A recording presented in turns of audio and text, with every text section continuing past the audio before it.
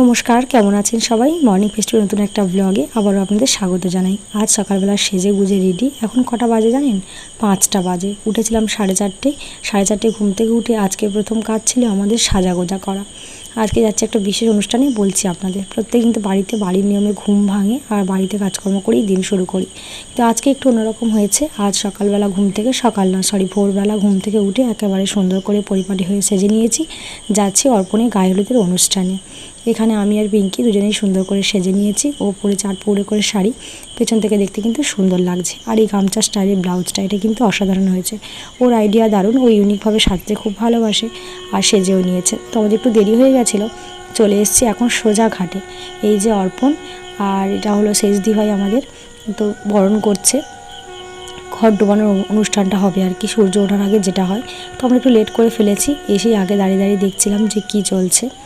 সমস্ত শুভ অনুষ্ঠানের মধ্যে বিয়ে হলো একটা অন্যতম শুভ অনুষ্ঠান, সেটা আজকে ঘটতে চলেছে। আর শুধু অনুষ্ঠানের মধ্যে দুটো মানুষের মিলন নয়, বিয়ে হলো দুটো পরিবারের মিলন।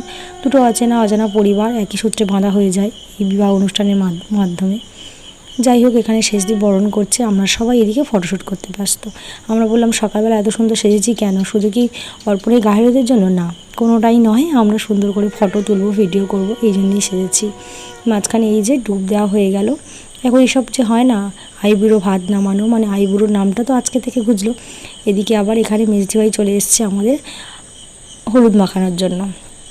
শুধু অর্পণ একা না, আমরাও সবাই একটু একটু হলুদ মেখে নিয়েছি। এখানে অনেকটা মজা আনন্দ করার পরে সবাই আমাদের পেছনে লাগছিল মাথায় ফুল দেওয়া নিয়ে। দেখুন, আমি আর পিঙ্কি দুজনেই দিয়ে দিয়েছি মাথায় টগর ফুল। দুজনে খোপা করে যাচ্ছিলাম, আর রাস্তা দিয়ে যখন হাঁটছিলাম তখন পিঙ্কি দেখি হঠাৎ গাছ থেকে ফুল তুলছে। কেন তুলছিল বুঝতে পারলাম না। তারপরে দেখলাম নিজের মাথাতে গুঁজছে আর আমার মাথায় গুঁজেও দিচ্ছে। যাই হোক, দুজনে মাথায় ফুল দিয়ে চলে এসেছি। আর এই যে এটা হলো দেবযানী, যে হলুদ ঢাকায় পড়ে আছে। খুব মিশুকে আর খুব ভালো মেয়ে। সম্পর্কে ও আমাদের মানে ভাগনা বউ হয়, আমি ওর মামিমা। যাই হোক, আমাদের সেম এজ হয়তো হবে, কি ছোটো বড়ো জানি না, ও আমাকে মামিমা বলেই ডাকে। তো এই প্রচণ্ড মিশুকে আর প্রচণ্ড ভালো মেয়ে। ও আমার রেগুলার ব্লগ দেখে আর দেখতে পছন্দও করে। আমাকে সেটাই বলছিল বারবার, মামিমা তোমার ব্লগ কিন্তু আমার ভালোই লাগে। আমি বলি যাই হোক, শুনে কিন্তু খুবই খুশি হলাম, খুবই ভালো লাগলো। এখন আমি ওদের সবাইকে ছবি তুলে দিচ্ছিলাম। ওরা সুন্দর করে হাসছিল, পোজ দিচ্ছিল, আমি ছবি তুলে দিচ্ছিলাম। তারপরে আমরাও অনেক ছবি তুলেছি, অনেক মজা করেছি, করে সোজা পুকুরঘাট থেকে চলে এসেছি বাড়িতে। আর এই যে আমরা এটাকে আগ বলি, এটা কিন্তু খুব সুন্দর বানিয়েছে ইতু। দেখুন কি সুন্দর হয়েছে, ওপরে একটু দুর্বো ঘাস দিয়ে দিয়েছে, সুন্দর কিন্তু লাগছে দেখতে। এদিকে এই যে প্রদীপটা জ্বালতে হয় আর এটাকে জেলে রাখতে হয় ঠাকুরের পুজোর মতো। আমরা ঠাকুর পুজো দেখি, যেদিন পুজো হয় সেদিন সারাদিন সারা রাত এটা জ্বলতে থাকে।